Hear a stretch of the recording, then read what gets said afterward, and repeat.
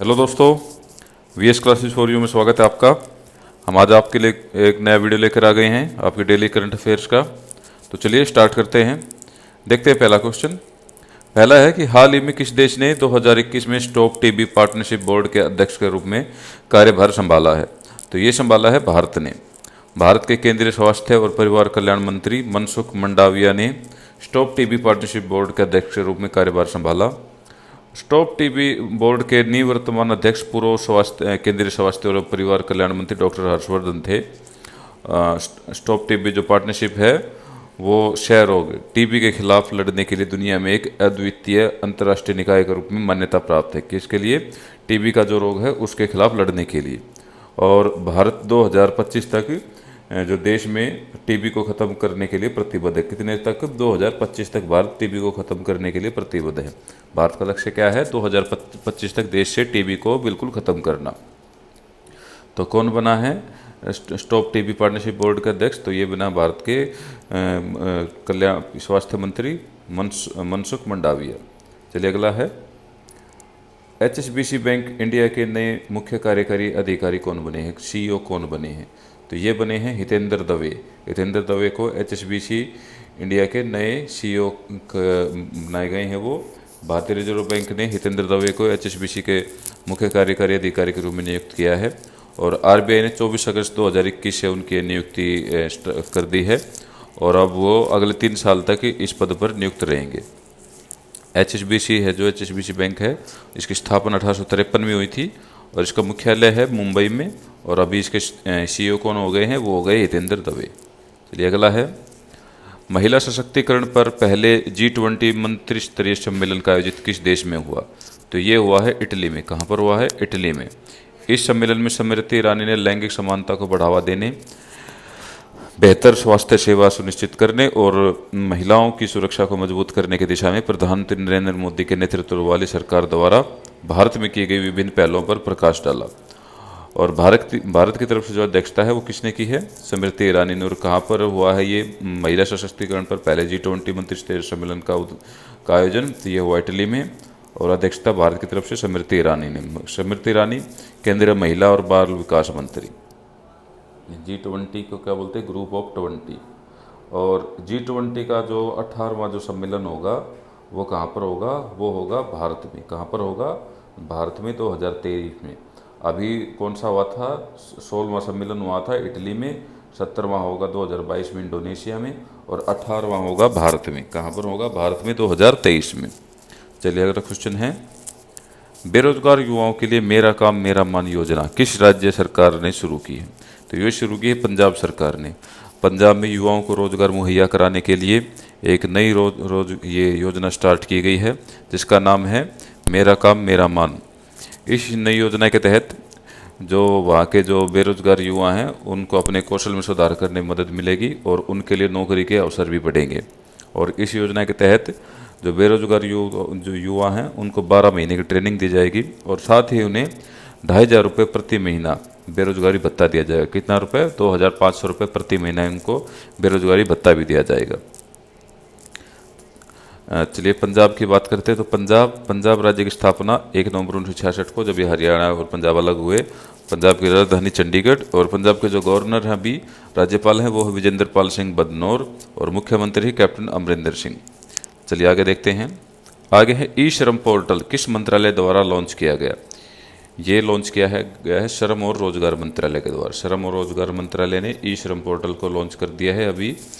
इससे जो असंगठित क्षेत्र के करीब 38 करोड़ जो कामगार हैं उनको फ़ायदा होगा। 38 करोड़ जो कामगार हैं उनको इससे फ़ायदा होगा। और ये देश का ऐसा पहला डेटाबेस है जो असंगठित क्षेत्र में काम करने वाले लोगों के लिए बनाया गया है। और इस पोर्टल को श्रम और रोजगार मंत्री भूपेंद्र यादव की अगुवाई में लॉन्च किया गया।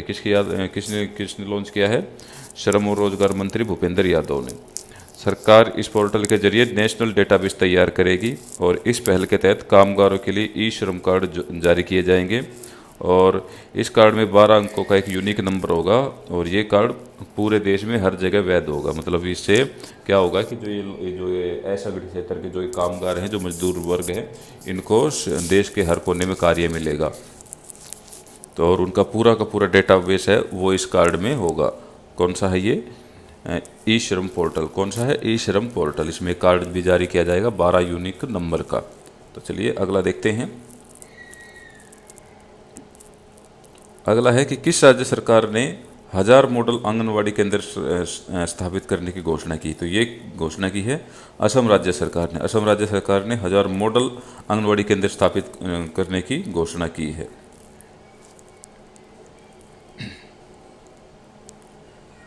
चलिए नेक्स्ट देखते हैं। नेक्स्ट है कि फाइटर प्लेन की लैंडिंग टेक ऑफ के लिए एक्सप्रेसवे पर 2 एयर स्ट्रिप वाला पहला राज्य कौन सा बना है? तो ये बना है उत्तर प्रदेश।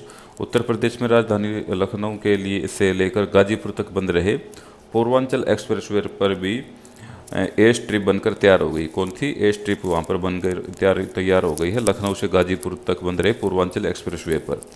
और इससे पहले आपको पता होगा जो उत्तर प्रदेश के लखनऊ आगरा जो एक्सप्रेसवे है उस पर पहले से ही एयर स्ट्रिप तैयार है। कौन से पर?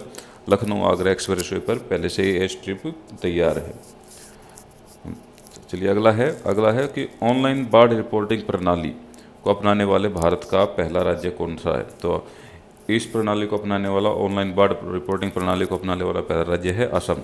असम राज्य आपदा प्रबंधन एजेंसी और यूनिसेफ ने संयुक्त रूप से एक ऑनलाइन बाढ़ रिपोर्टिंग प्रणाली विकसित की है और इसके साथ असम बाढ़ के दौरान प्रभाव संकेतकों का पता लगाने के लिए डिजिटल रिपोर्टिंग प्रणाली को अपनाने वाला भारत का पहला राज्य बन गया है। कौन सा राज्य बन गया है? पहला राज्य कौन सा? असम, ऑनलाइन बाढ़ रिपोर्टिंग प्रणाली को अपनाने वाला।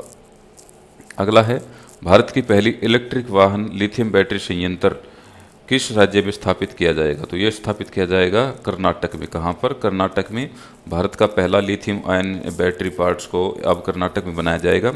वर्तमान में चीन एकमात्र ऐसा देश है जो 80% लिथियम आयन बैटरी पार्ट्स को दुनिया भर में निर्यात करता है और भारत के इस कदम से उत्पादन में चीन का एकाधिकार है वो खत्म हो सकता है और चीन पर निर्भरता भी भारत की कम होगी।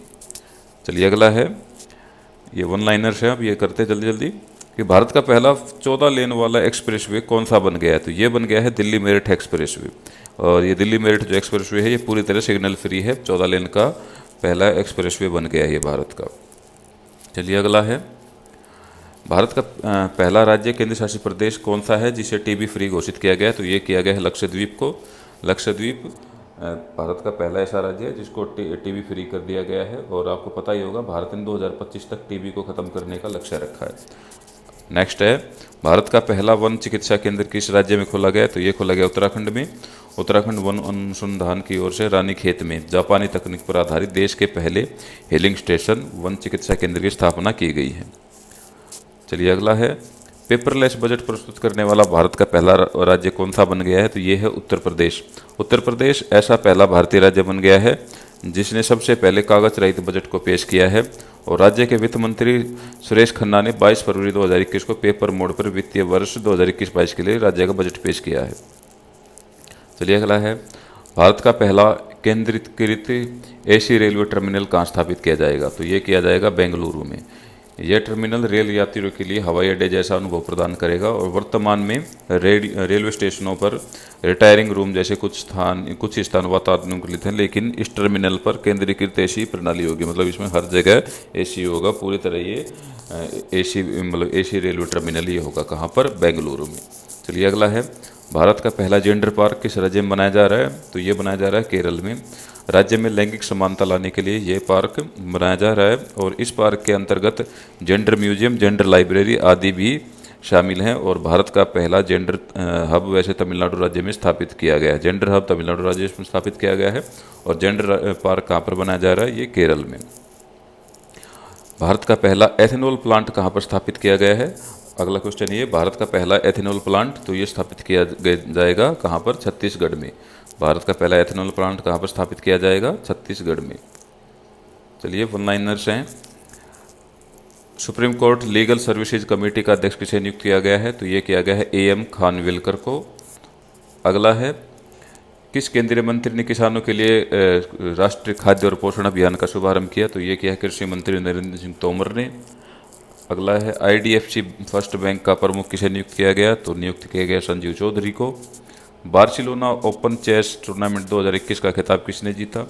SP सेतु रमन ने। अगला है ई श्रम पोर्टल किस मंत्रालय द्वारा लॉन्च किया गया, तो अभी बताया था श्रम और रोजगार मंत्रालय के द्वारा। किस राज्य सरकार ने माई पैड माई राइट नामक एक परियोजना का उद्घाटन किया, तो ये किया त्रिपुरा राज्य सरकार ने। अगला है किसने जलियांवाला बाग स्मारक का राष्ट्र को समर्पित किया, तो ये किया प्रधानमंत्री नरेंद्र मोदी जी ने, जो कल मैंने बताया था। अगला है किस केंद्र शासित प्रदेश ने मानसिक स्वास्थ्य हेल्पलाइन सुकून का उद्घाटन किया, तो ये किया है जम्मू और कश्मीर ने। अगला है operation Trojan horse A novel inspired by true events पुस्तक के लेखक कौन है, तो ये है डीपी सिन्हा और अभिषेक शरण। और किस राज्य सरकार ने इलेक्ट्रिक व्हीकल की नई नीति को मंजूरी दी है, तो ये दी है ओडिशा सरकार ने। और लास्ट क्वेश्चन है कि किस राज्य सरकार ने 1000 मॉडल आंगनवाड़ी केंद्र स्थापित करने की घोषणा की, तो ये की है किसने, असम राज्य सरकार ने। एक और क्वेश्चन है कि किस केंद्र शासित प्रदेश में शहीद बुआ दत्ता के नाम पर एक स्कूल का नाम रखा गया, तो ये कहाँ रखा गया है, जम्मू और कश्मीर में। तो चलिए आज ये क्वेश्चन यहीं थे, यहीं पे पूरे होते हैं। कल आपके लिए फिर नए क्वेश्चन लेके आऊँगा। तब तक जुड़े रहिए वीएस क्लासेस फॉर यू से। थैंक यू, जय हिंद।